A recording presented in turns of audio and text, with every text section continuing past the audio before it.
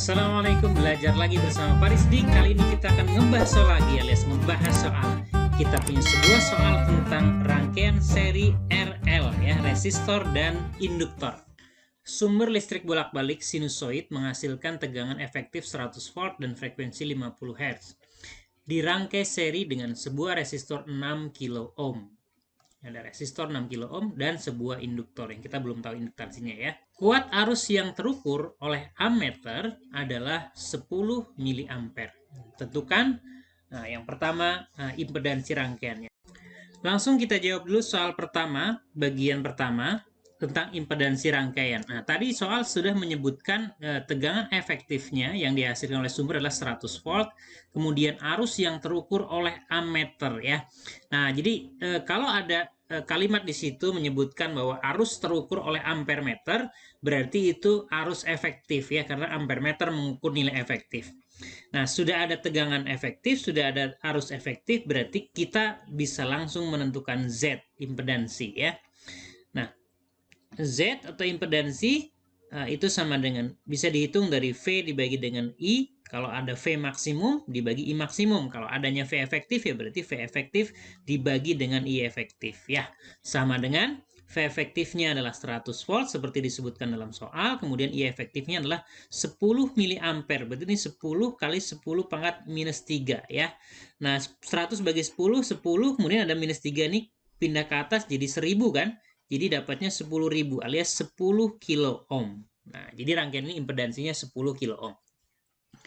Lanjut pertanyaan kedua, reaktansi induktif dan induktansi induktor.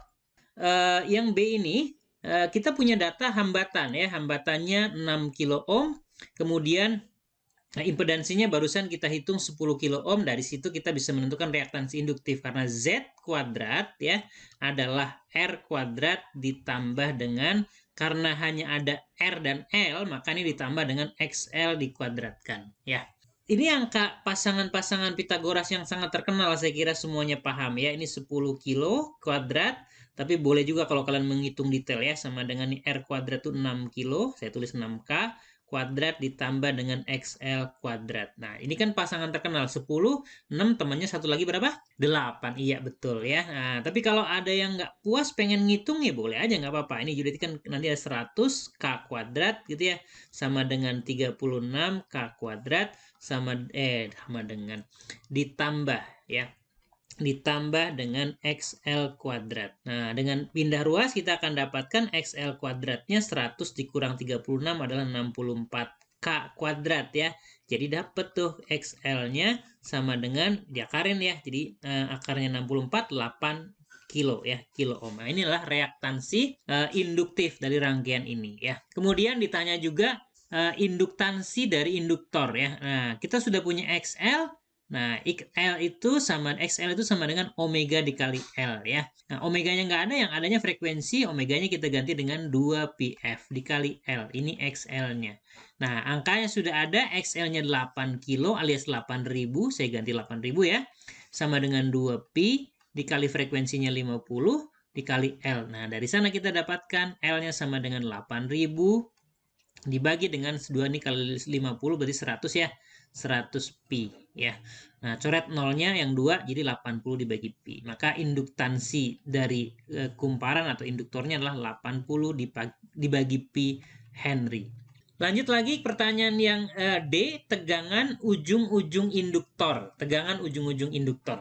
Nah, untuk menjawab soal yang D ini, ingat ya bahwa rangkaian ini adalah rangkaian seri ya. Karena rangkaian seri, kata kuncinya kalau seri itu adalah I-nya sama ya. Di setiap bagian rangkaian itu I-nya sama. Jadi I-nya sama dengan yang itu ya, yang diketahui di soal 10 miliampere. Berarti tegangan pada induktor ya, VL, nah itu sama dengan I dikali dengan XL. Ya, kalau kita pakai I efektif berarti VL-nya adalah tegangan efektif ya.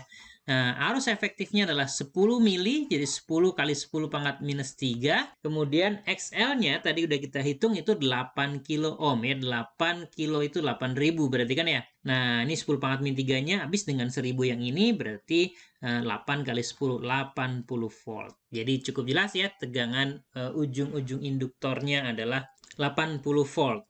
Oh iya, ada yang terlewat. Pertanyaan yang C belum dijawab. Tegangan ujung resistor ya. Yaitu sama saja seperti itu caranya. Untuk yang C, yang ditanya adalah V di R ya. Karena I-nya sama, karena rangkaian seri, berarti I dikali dengan R ya. Nah, I-nya adalah 10 mili, jadi 10 pangkat min 10 kali 10 pangkat minus 3, dikali R-nya adalah 6 kilo alias 6.000. Nah, berarti kita akan dapat dia 60 volt. Terakhir pertanyaan yang E, beda fase antara arus dengan tegangan. Nah, ini untuk menjawab pertanyaan yang E, kita bisa menggunakan diagram fasor ya. Boleh fasor impedansi, boleh fasor tegangan ya. Misalnya kita akan menggunakan fasor impedansi. Kalau menggunakan fasor impedansi, caranya adalah kita gambar R ke kanan ya. R itu sudut fasenya 0 ya, itu sama fase dengan arus misalnya ke kanan ya. Kemudian XL kita gambar ke atas ya, XL kita gambar ke atas, XL.